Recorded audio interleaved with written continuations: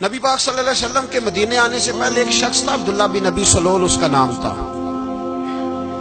تو مدینے والے لوگ اس کو اپنا پیشوا مانتے تھے، اوس بھی خزرج بھی، اس کی تاج پوشی بھی کی، بڑی اس کی منتا تھی۔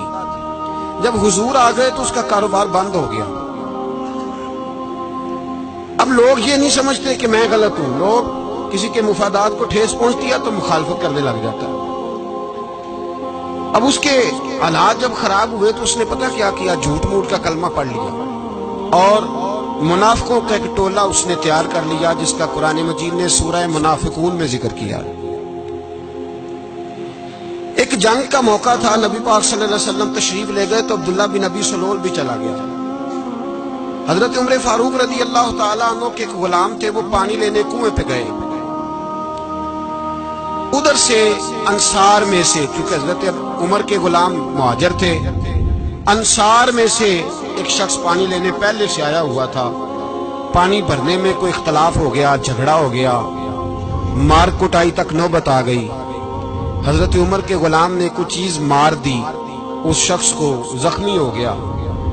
اس نے پکارا، عبداللہ بن ابی سلول نے سمجھا کہ موقع اچھا ہے، دوڑا ہوا آیا اور آ کر اس نے کہا، انصار مدینہ بھاگ کے آؤ، جلدی آؤ،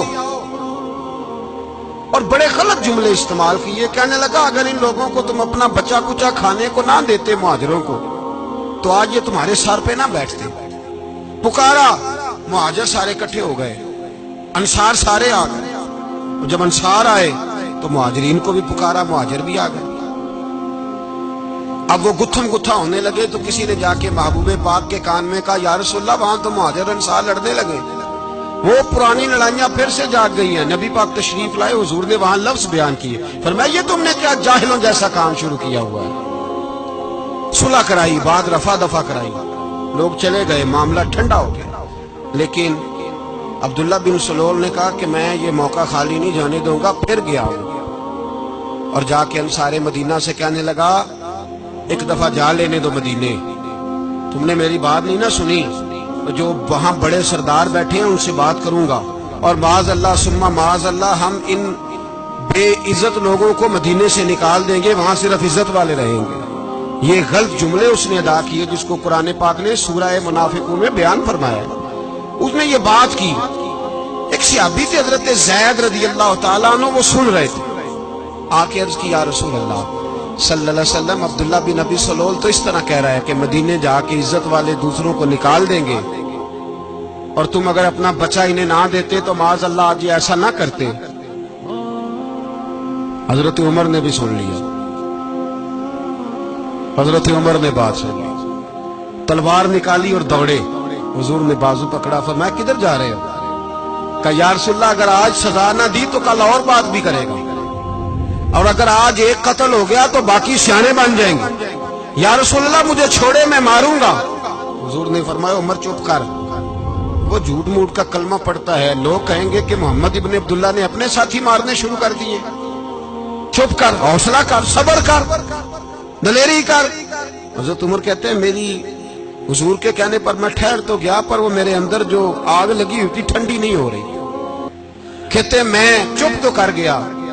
نبی پاک علیہ الصلوۃ والسلام نے پوچھا عبداللہ بن ابی سلول سے، تو نے یہ کہا ہے؟ کہنے لگا، حاشا وکلا، میں نے بات ہی نہیں کی نا۔ اب لوگ کہنے لگے کہ زید تو نوجوان ہے، تو یہ بوڑھا آدمی ہے، چلو صحیح کہتا ہوگا۔ حضور بھی خاموش ہو گئے۔ اللہ پاک نے قرآن مجید نازل فرما دیا، فرمایا، اللہ نے سن لی ان کی بات جنہوں نے یہ کہا ہے، اور پھر لفظ بڑے حسین ہے، فرمایا، یہ کہتے ہم عزت والے ہیں؟ نہیں، وللہ العزت ولرسولہ وللمؤمنین، فرمایا عزت تو اللہ کے پاس ہے، اللہ کے رسول کے پاس ہے، اور عزت تو مومنوں کے پاس ہے، مومنین کے پاس عزت ہے۔ یہ قرآن پاک نے سارا مضمون بیان کر دیا کہ عبداللہ بن ابی سلول غلط کہتا ہے اور حضرت زید صحیح کہتے ہیں۔ حضور نے کچھ نہیں فرمایا، جا رہا ہے قافلہ۔ جب مدینے کی سرحد آ گئی نا، حدود مدینہ منورہ کی شروع ہوئی، تو عبداللہ کا اپنا بیٹا، اس کا نام بھی عبداللہ بن عبداللہ تھا، اپنا بیٹا اس کا بڑا مخلص جانثار غلام تھا میرے رسول پاک صلی اللہ علیہ وسلم کا۔ وہ تلوار لے کے مدینے کی حد پہ کھڑا ہو گیا اور کہنے لگا، میرے باپ تو نے اتنی بےایمانی کے لفظ کہے کہ میں ان کو نکال دوں گا؟ کہے اپنی زبان سے کہ میں ذلت والا ہوں، رسول پاک کو اللہ نے بڑی عزت عطا فرمائی، کہے ورنہ میں تیری گردن کاٹ دوں گا۔ بول، کہے حضور بھی عزت والے اور نبی پاک کے غلام بھی عزت، کہے اپنی زبان سے، کہے میرے رب کا یہ فرمان ہے وَرَفَعْنَا لَكَ ذِكْرَكَ، حبیب میں خود تیرے لیے تیری شانوں کو بلند فرما دوں گا۔